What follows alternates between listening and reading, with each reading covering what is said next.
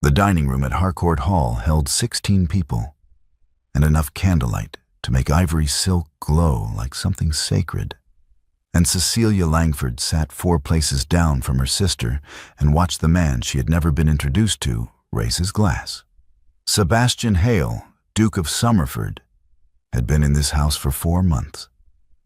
He had eaten at this table a dozen times. He had smiled at Georgiana across the crystal and the silver and the flowers. And Cecilia had watched every one of those smiles and said nothing, because saying nothing was what she did, and she had become very good at it. The room expected a toast. The engagement was 3 weeks old, the invitations were printed, and the dinner was meant to be a celebration. Cecilia's hands were steady in her lap. Her gown was dark blue wool, while her sister wore ivory silk, and at Georgiana's throat their mother's sapphires caught the light. Sapphires that Cecilia had given her 2 years ago, because she had said they suited her better, and meant it, and also could not bear to wear them. Sebastian lifted his glass. He was looking at Georgiana. Then, with no warning that Cecilia could identify afterward, he turned and looked directly at her. "I should tell you," he said. "I am in love with your sister." The table smiled. Somewhere to her left, a woman laughed softly at the sweetness of it. Cecilia's knife paused against the fish. She set it down. Her hand moved to the napkin in her lap and gripped it beneath the tablecloth. And no one saw her knuckles go white because she had spent 5 years learning to keep her hands below the table when something broke inside her. "Oh," she said, softly. "The way you close a door you know will never open again." "She didn't tell you." Sebastian's smile faltered. "Tell me what?" Cecilia looked across the table at Georgiana. Georgiana's face, radiant, perfect, the face that had launched this entire catastrophe, was frozen. Her lips parted. No sound came. Cecilia turned back to Sebastian. She could feel every person at the table in her peripheral vision, the slight lean of attention, the shift of a chair. She lifted her glass. "Nothing," she said. "Forgive me. I misspoke." She let a small, composed smile settle over her features. She had practiced this particular expression so many times, it no longer required effort. "To your happiness, both of you." She drank. The table resumed. The conversation found its footing again, and within 2 minutes the moment had been absorbed and forgotten by everyone except the 2 people it had marked. Sebastian did not look at Georgiana for the remainder of the first course. He looked at Cecilia's hand on the glass. Steady, practiced, the hand of a woman who had been drinking toasts to other people's happiness for 26 years. And something registered in him that had no name yet, but that he could not dismiss. Georgiana excused herself before dessert. "A headache," she said. She pressed Sebastian's hand as she passed his chair and did not look at her sister. Cecilia finished her wine. She thanked the cook, spoke briefly with the vicar about the Harrington charity subscription, and when the guests moved to the drawing room, she stepped instead into the corridor, because she needed 30 seconds in the dark to put herself back together. And 30 seconds was all she had ever allowed herself. She did not get 30 seconds. "Lady Cecilia." She stopped.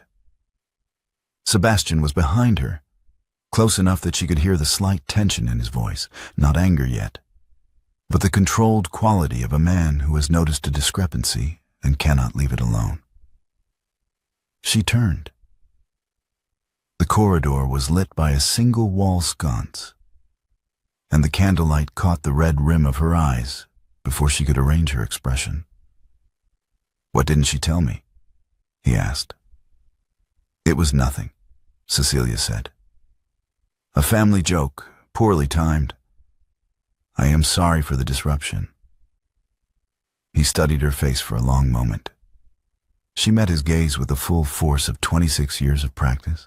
"You are a poor liar, Lady Cecilia," he said. Something shifted in her then. Not softness, but the particular sharpness that surfaces in a person who has been underestimated once too often. "I am an excellent liar, Your Grace," she said. "You simply looked too closely this time." She turned and walked back toward the drawing room before he could answer, and she did not look back, and her steps were even and unhurried, and she did not let them become anything else until she was through the door. 6 months before the dinner, Lord Harcourt had been alive. He had met Sebastian's father at a hunting lodge in the north. Two men of similar temperament, scholarly and quiet, who had found in each other the rare pleasure of conversation that required no performance. Over 3 evenings and a great deal of port, they had arrived at an agreement. Informal, unwritten, except in a letter Lord Harcourt sent afterward.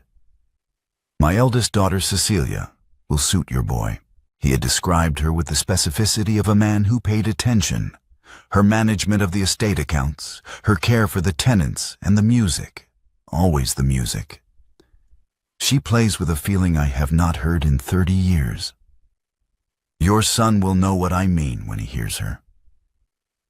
Lord Harcourt had died 8 months after writing that letter, before the agreement could be formalized. Sebastian's father had died the following year. The letter had gone into a locked drawer at Somerford, and the agreement had gone with it, unspoken, into the silence that follows men who die before they finish what they started. Cecilia had known about the agreement since she was 17. Her father had told her directly in the library, one October afternoon with the fire going and the estate ledgers open on the desk between them. He had described Lord Somerford's son in simple terms, young, steady, worth knowing, and told her that when the time came, there would be a formal letter. She had nodded and returned to the accounts, and filed it in the part of her mind reserved for things she could not control, and therefore did not spend energy anticipating. Then her mother had died, and the estate had needed managing. And 2 seasons had passed in which Cecilia had not gone to London because someone had to stay, and the formal letter had not come, and she had stopped thinking about it. Until Georgiana found their father's copy of the letter in the family papers. Cecilia had not known about that part until afterward. Until Georgiana had already intercepted Sebastian's introductory letter, already replied as though she were the elder daughter's closest representative, already begun the correspondence that would bring him to Harcourt Hall expecting to meet a woman named Cecilia, and finding instead a woman named Georgiana, who smiled like sunrise and said, with perfect confidence, "My sister is reserved. She asked me to make introductions." Sebastian had never met either of them. He had no reason to doubt it. Cecilia had been in the corridor the day he arrived. She had watched from the half-open door of the housekeeper's room as Georgiana took his hand in the entrance hall and led him toward the drawing room. And she had understood, in that moment, precisely what had happened and what it would cost her. And she had closed the door quietly and gone back to the quarterly accounts because they would not do themselves. That evening, Georgiana had come to her room. "I know what you are going to say," Georgiana had begun. "Do you?" Cecilia had replied. "He was promised to you through a letter Father wrote before he died. A letter that was never formalized. A letter that nobody knew about except Father and Lord Somerford, and Lord Somerford is also dead." Georgiana had stood very straight, her chin lifted. "Cecilia, he is a duke. You are going to let this pass in silence the way you let everything pass in silence. I simply acted before the silence became permanent." Cecilia had looked at her sister for a long time. Georgiana was 19, motherless, standing in the lamplight with their mother's particular quality of conviction, the certainty of a person who has never been told that what she wants does not automatically belong to her. Their mother's voice had been in Cecilia's ear. "Take care of your sister. She is not as strong as you." "All right," Cecilia had said. "All right," Georgiana had repeated, as though she hadn't been certain it would be that easy. "You won't say anything?" "I won't say anything."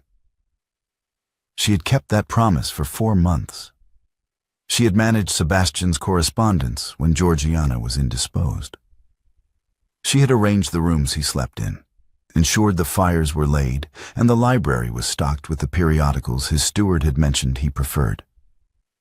She had vacated the pianoforte bench whenever guests arrived, because Georgiana performed in company and Cecilia played in private, and she had long since stopped expecting those two facts to be treated as equally valid. She had watched Sebastian hail for 4 months and said nothing. And she had told herself this was love. Love for her sister. Love for her mother's memory. Love expressed in the only language she had ever been taught. Silence and sacrifice, and the careful management of her own disappearance. The dinner had been the first crack in the architecture. Sebastian could not sleep. He lay in the guest room at Harcourt Hall and went back through 4 months of interaction with methodical, uncomfortable attention. The correspondence he had received, always prompt, always precise, always managing some practical detail he had not thought to ask about.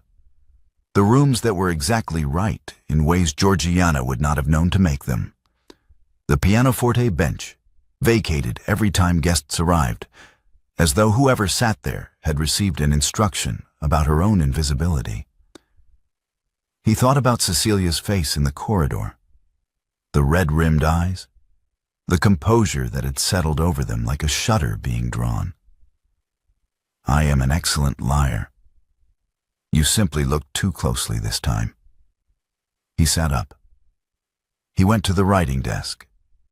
He wrote a letter to his steward at Somerford, instructing him to locate his father's correspondence archive and leave it undisturbed until Sebastian's arrival. He sealed it before he could reconsider, and he placed it on the tray for the morning post. And he stood at the window and looked at the grounds of Harcourt Hall in the dark, and tried to count how many times he had been in the same room as Cecilia Langford, without once asking her a direct question. The wedding was in 3 weeks. He found Mr. Thornbury, the family music master, the following afternoon on the pretext of asking about the sisters' musical education.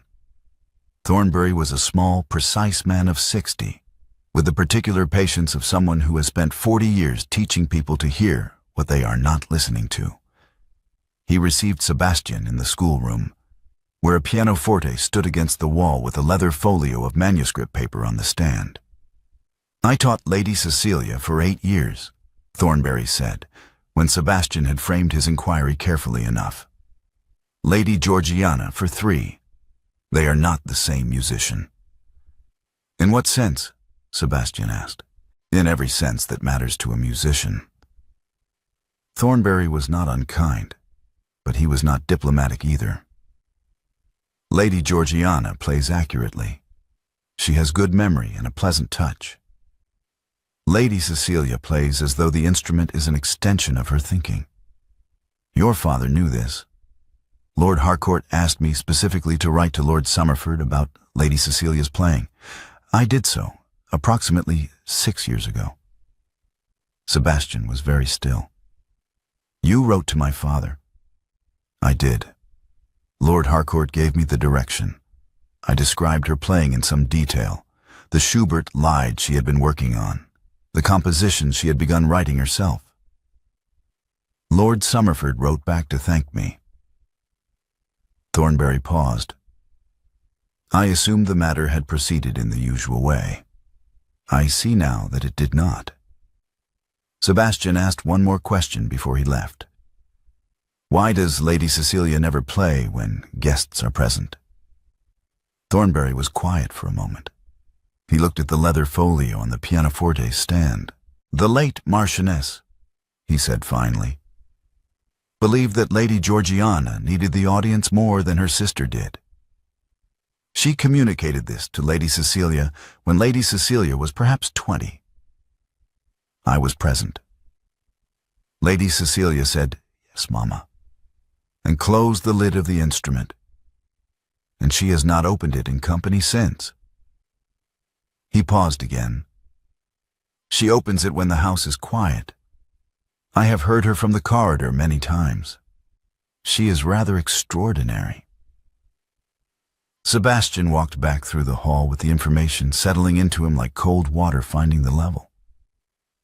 The modest dress, the estate accounts, the vacated bench, the managed correspondence. Not shyness, not preference.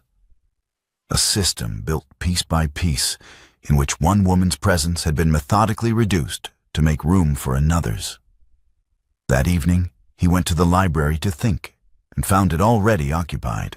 Cecilia was at the far end of the long table, copying tenant accounts by the light of a single candle that had burned so low it was guttering. She did not look up when he entered. She was deep in a column of figures, her pen moving with the unhurried efficiency of a person who has done this particular task several hundred times. Sebastian crossed to the mantel without speaking. He took a fresh candle from the holder there, bent to light it from her dying one while it still had a flame to give, and placed it beside her papers. She looked up then. Their eyes met across the small new light. "You should sleep," he said. "The accounts need finishing," she said. "They will wait until tomorrow." They never wait. That is the nature of accounts. Each day's delay creates the next day's correction. She looked back at the page. "But thank you for the candle." He pulled a chair to the opposite side of the table, sat down, and drew the estate ledger toward him. The section she had not yet reached. She watched him for a moment without speaking, her pen suspended. "You do not need to do that," she said. "I know." He opened the ledger to the drainage column and began to read. They worked in parallel for the better part of an hour, saying nothing.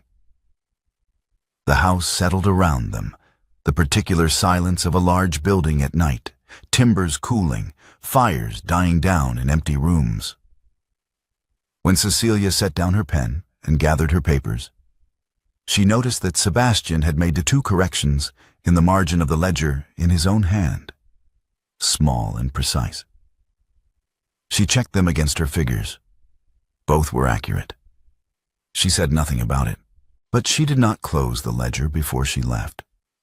The following afternoon they walked the grounds, and it was the first time in 4 months they had been outside together without Georgiana between them, like a lamp that drew all available attention to itself.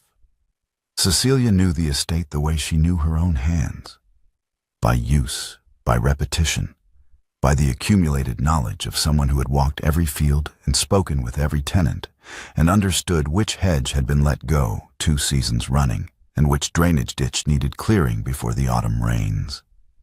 She talked about the lower field without thinking, pointing to the problem areas with the short-nailed, ink-stained hands of a woman who worked.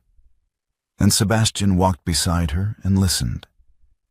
And she had been talking for perhaps 10 minutes before she noticed he was watching her hands rather than the hedgerow she was indicating. She stopped mid-sentence. "You are not listening," she said. "I am watching your hands," he said. "My hands are unremarkable." He reached out and took her right hand before she could withdraw it. He turned it palm up, and she was too surprised to pull back, and he ran his thumb slowly across the hardened skin at the tips of her fingers. The calluses that years of pianoforte had built into the whorls of her fingerprints. "These are not a duchess's hands," he said. "No," she said. Her voice was level. "These are a musician's." He did not release her hand immediately. He held it with his thumb resting against her wrist, where the pulse ran close to the surface, and she felt him register it. The small, involuntary quickening that she could not control. Then he released her, and she folded both hands behind her back, and they stood for a moment looking at the lower field. "The drainage," she said, "will need to be addressed before November." "Yes," he said. "I imagine it will." He could not sleep again that night. But this time, it was not the dinner that kept him awake. It was music. It came through the dark house as though the walls were not entirely solid. A thread of sound, barely audible from the guest corridor, that his sleeping mind processed as something familiar before he was fully conscious. He followed it through 2 hallways and down a back stair and found the music room with its door slightly ajar, candlelight falling across the floor in a narrow strip. He stopped in the doorway. Cecilia was at the pianoforte with her back to him, and she was playing the Schubert Lied. Not a version of it, not a piece that resembled it. The exact Lied his father had described in the letter Sebastian had read once, years ago, and had never forgotten because his father had written with such uncharacteristic feeling. She plays with a quality I have not heard in 30 years. When you hear her, you will understand why your grandfather chose your grandmother and not the other one.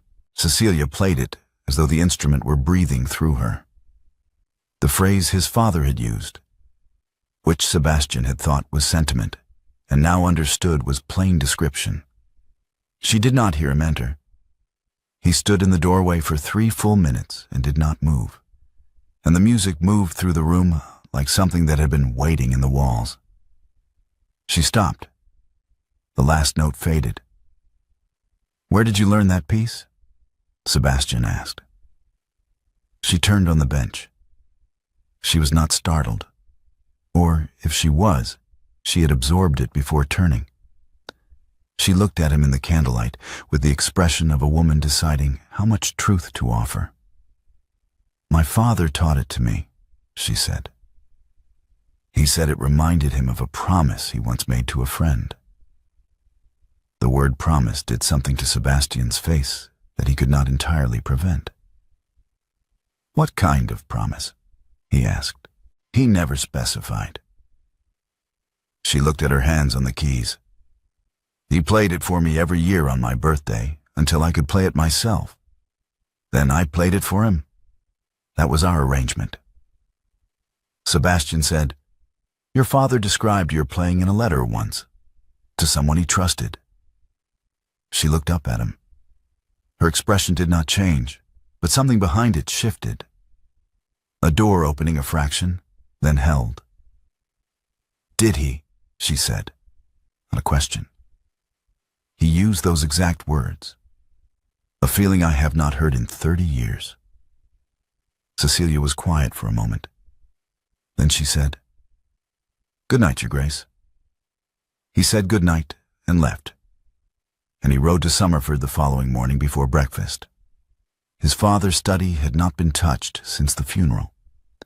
Sebastian went through the desk first, then the shelves, and finally the locked lower drawer for which he found the key in the pocket of his father's winter coat, still hanging on the back of the door as though waiting to be needed. Inside the drawer was a bundle of letters tied with household string.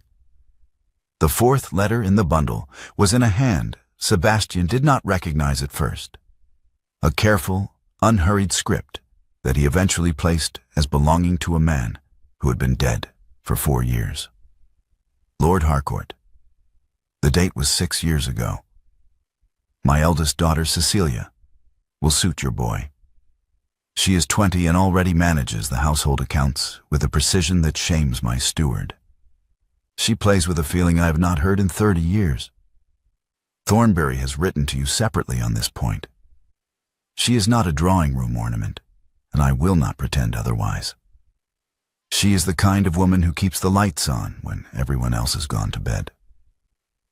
Your son will know what I mean, or he will not. And if he does not, then the match is not right. Sebastian read it to the end. He set it on the desk. He sat in his father's chair without moving for a long time. He had been in Harcourt Hall for 4 months. Cecilia had managed his correspondence. She had arranged the rooms he slept in. She had walked beside him in the lower field and named every drainage problem by location and cause. She had been at the pianoforte in the music room, playing the exact piece his father had described. And he had spent 4 months looking at Georgiana's face, and not once, had he turned his head far enough to see the woman standing just outside the candlelight. The anger arrived then. Not at Georgiana, not yet. At himself. I have been in that house for 4 months. She kept the lights on, and I did not look at her once. He folded the letter and put it in his coat pocket and rode back to Harcourt Hall. He found Georgiana in the morning room before Cecilia was downstairs.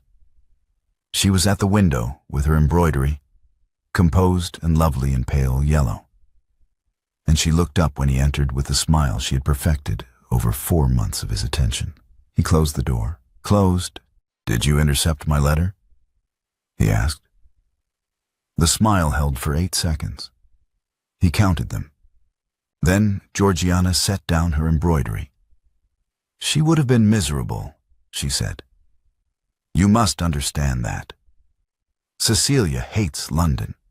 She hates balls, she hates assemblies, she hates everything that a duke's household requires. She would have wilted within a year and made you miserable too, and you would have blamed her for it." "That," Sebastian said, "is not your decision to make. It was my decision because nobody else was making one." Georgiana's voice had risen slightly. Not to anger, but to the particular pitch of a person who has rehearsed this argument and believes it. Father was dead. Mama was dead. Cecilia was going to let another season pass without speaking and simply disappear the way she always does, because she thinks disappearing is the same as being good. And I wanted to live. She looked at him directly. I wanted to live, and she was going to let everything pass her by. And I am not sorry for wanting that. I am sorry for how I did it. "Are you?" Sebastian said. "I am sorry that it has caused this difficulty, yes." She held his gaze. "But I am not sorry that I tried." Sebastian looked at her for a long moment, at the genuine conviction in her face, the 19-year-old certainty that wanting something fiercely enough makes it yours by right.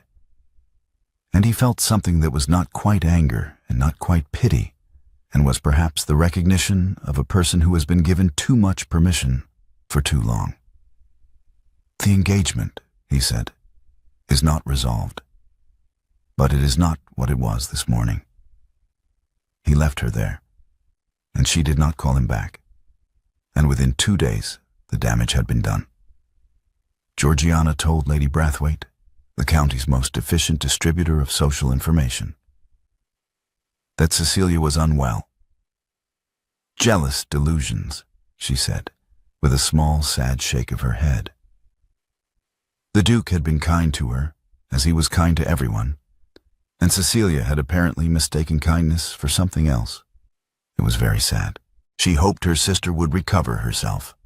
The rumor reached Cecilia on a Thursday morning in the form of a withdrawn invitation to the Harrington supper, delivered with a brief note of regret and the particular stiffness of a hostess who has been told something she cannot unknow. Cecilia read the note twice. She folded it. She placed it on the hall table beside the post tray, and she went to the music room. And she sat on the pianoforte bench with her hands in her lap and looked at the keys without playing. She was still sitting there when Sebastian entered. He crossed the room without speaking and sat beside her on the bench. Their shoulders touched. Neither of them moved away. "She told Lady Brathwaite I am delusional," Cecilia said. "I know," he said. "She is afraid." Cecilia's voice was even. "She does not know how to be the person she actually is, so she becomes whoever the room requires. When the room requires her to protect herself, she becomes someone who says cruel things." "You are defending her," he said. "I am explaining her. It is not the same thing." She looked at the keys. "I have explained Georgiana to people my entire life. I am very good at it." Sebastian placed his hand over both of hers where they rested in her lap. He held them. Not tightly. Just the warm, steady weight of a hand that had decided to stay. She sat with it for a moment. And then she leaned 1 degree, barely perceptible, into his shoulder. And they sat in the dark music room while the house moved quietly around them, touching at the shoulder and the hands, and neither of them spoke again. The next morning, Cecilia went to Georgiana's sitting room. She did not knock loudly. She opened the door and closed it behind her and stood in the center of the room. And Georgiana looked up from the window seat where she had been sitting with a book she was not reading. "You told Lady Brathwaite I was having jealous delusions," Cecilia said. Georgiana did not deny it. "You withdrew the Harrington invitation," Cecilia continued. "You have damaged my reputation in this county, which is the only place I live, to protect an engagement that was built on a letter you stole from me." "You promised, Mama," Georgiana said. Her voice was thin. "Mama asked me to take care of you," Cecilia said. "She did not ask me to erase myself. I have spent 5 years confusing those two things, and I am telling you now, clearly, that I will not confuse them any longer." Georgiana stood. "You promised." "I kept that promise until it began to cost me things I cannot replace." Cecilia was not shouting. She had never shouted at Georgiana in her life. And she did not shout now because she did not need to. The steadiness in her voice was more frightening than volume. "My father wrote a letter, Georgie. He described me to Lord Somerford by name. He said I would suit his son. That was his decision to make, and he made it. And you found that letter and decided your judgment was better than a dead man's. And you have been lying to a duke for 4 months with me as your accomplice." "You were going to let it pass," Georgiana said. "You always let everything pass." "Yes," Cecilia said. "I did. And I am telling you that I am done with that particular habit." She looked at her sister, at the beautiful, frightened face, the chin lifted in the exact angle their mother had used when she was trying not to show she was losing an argument. "I love you. I have loved you every day of your life, including the days when you made it very difficult. But I will not disappear for you. Not anymore." Georgiana sat back down. The resistance left her in stages. The lifted chin, the straight shoulders, the composure, all of it going, until she was simply a 19-year-old girl sitting in a window seat with her hands in her lap. "He was the one thing I wanted," she said quietly. "The one thing that was going to be mine." "I know," Cecilia said. And she did know. She had always known. That was what made it so difficult. She left Georgiana there and walked back through the corridor and down the stairs and out onto the garden terrace, where the first light was just beginning at the edge of the sky. And she stood at the stone balustrade and looked at the grounds of Harcourt Hall and made the decision that had been building for 5 years. She was done being quiet. He found her there at dawn. She heard his footsteps on the stone, the particular rhythm of a man who has been awake all night and has decided to stop pretending otherwise. And she turned before he reached her. Sebastian placed a folded letter on the balustrade between them. She looked at it then at him. "Read it," he said. She unfolded it. Her father's handwriting. She knew it before she read a word, knew the particular angle of his pen and the way he formed his capital letters. And for a moment she could not read, because she was looking at proof that he had thought of her, had described her to a stranger with care and specificity, had believed she was worth the trouble of a letter. "My eldest daughter, Cecilia, will suit your boy." She read it to the end. She folded it along its original creases. "How long have you known?" Sebastian asked. "Since Georgiana intercepted your first letter," she said. 4 months. "Why didn't you tell me?" She looked at the grounds. The light was coming up over the east hedge, pale and steady. The particular quality of early morning that had always belonged to her. The 1 hour before the house woke and required her. "Because my mother asked me to take care of Georgiana," she said. "And Georgiana wanted you. And I decided that taking care of her meant letting her have what she wanted, even when what she wanted was mine." She paused. "I have been making that decision for 5 years about a great many things. The pianoforte, the London seasons, the sapphires, your letters." She turned to look at him directly. "I told myself it was devotion. It was not devotion. It was the slow, methodical disappearance of a woman who was taught that her sister's happiness mattered more than her own, and who believed it because a dying woman told her so, and she was 21 and did not yet know the difference." Sebastian was quiet for a moment. "Your mother asked you to disappear." "My mother asked me to love my sister," Cecilia said. "I confused the two.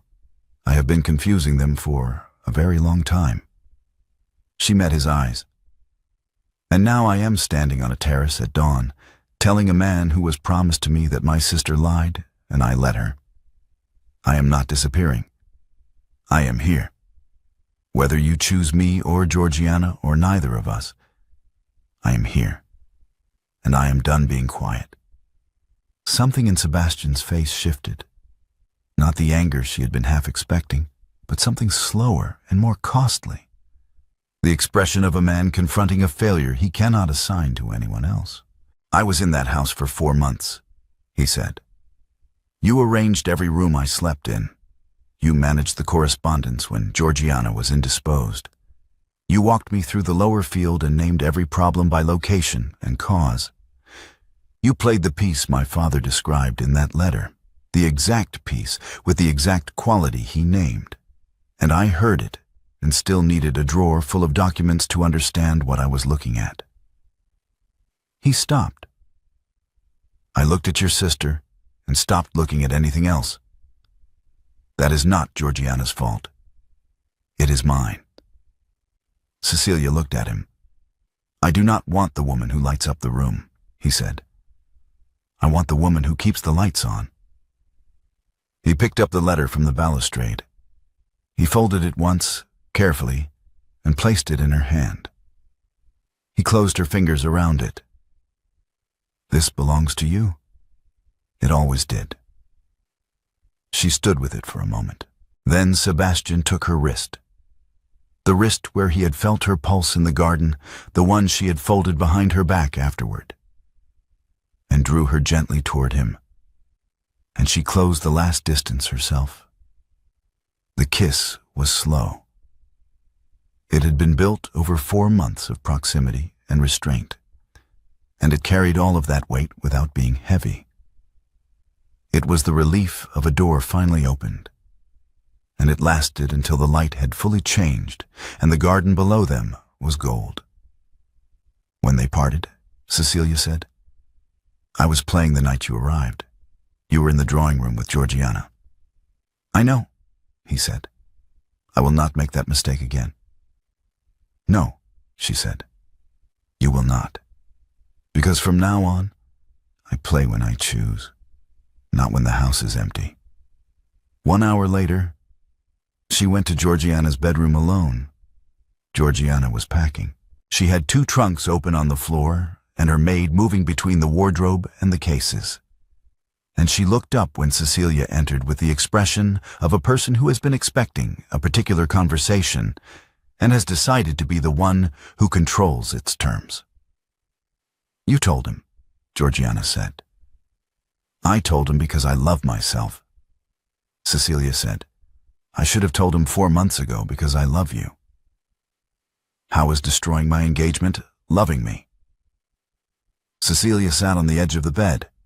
She waited until Georgiana had dismissed the maid and the door was closed. "Because you built it on a lie," Cecilia said. "And a marriage built on a lie would have destroyed you. Not next year. You could manage next year. In 10 years, Georgie." When he heard me play and asked why you never played like that, and the question never stopped. When every room I entered reminded him of what he thought he was getting and what he actually received.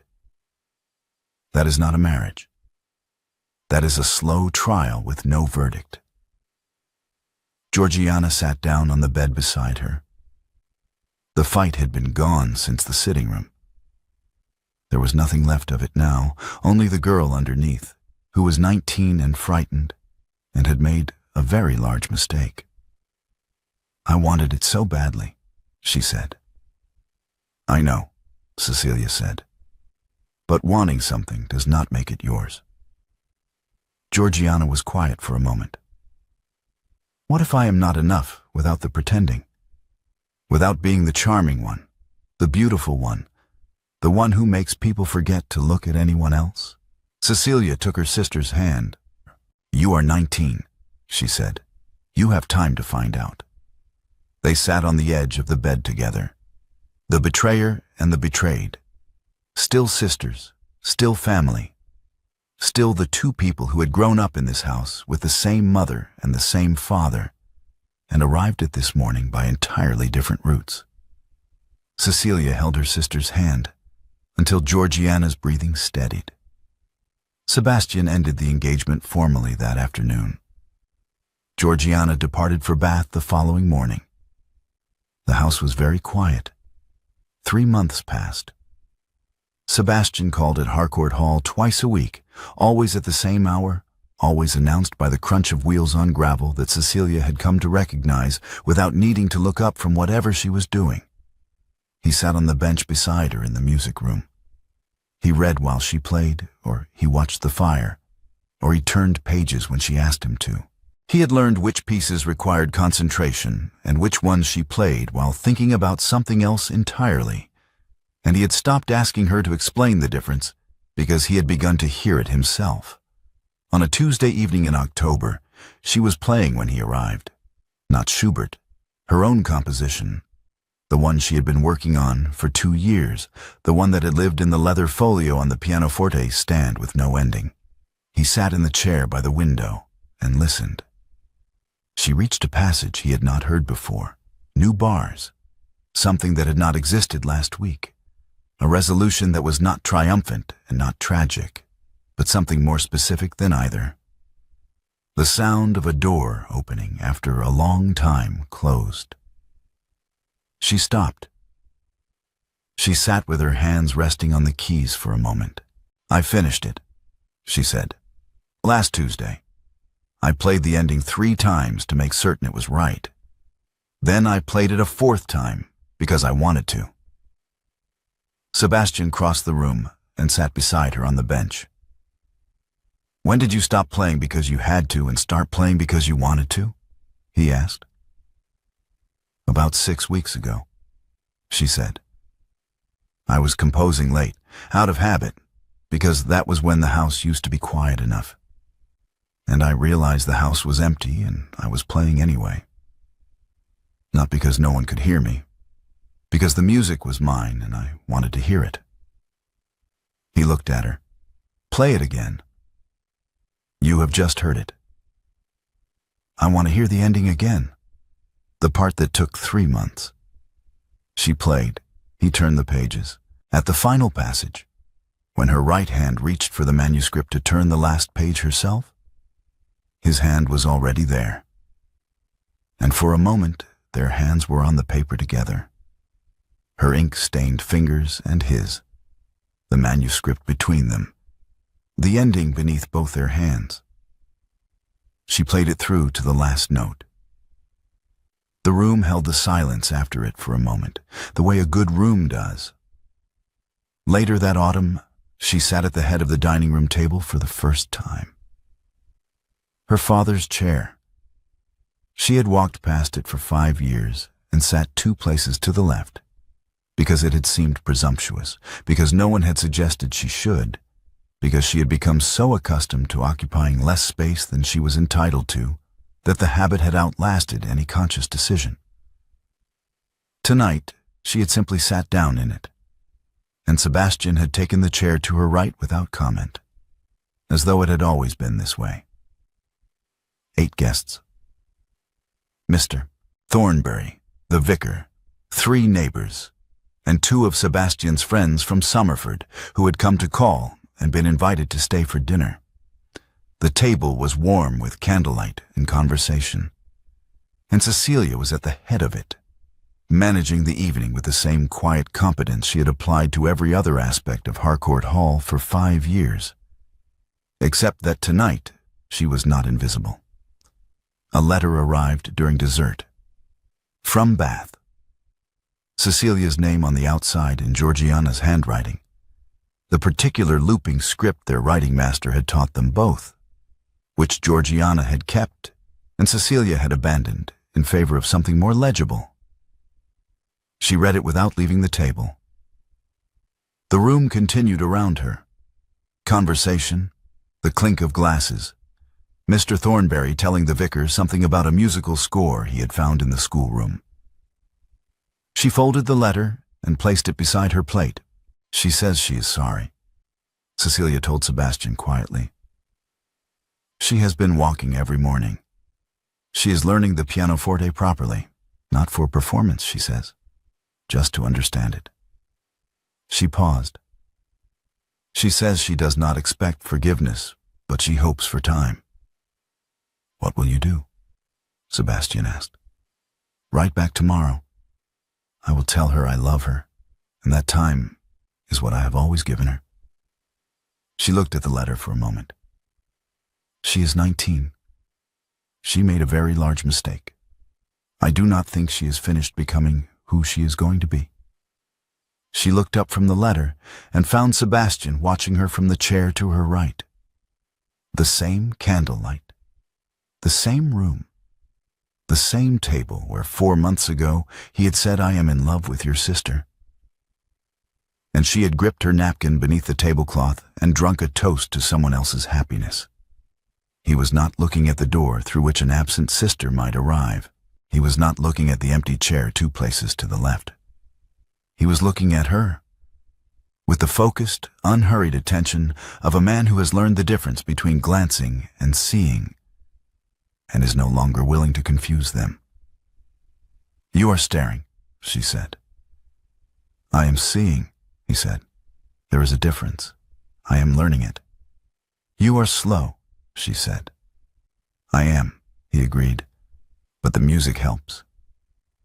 She looked at him across the table, and the candles were steady, and the room was warm, and the chair at the head of the table held the woman who was always supposed to sit in it.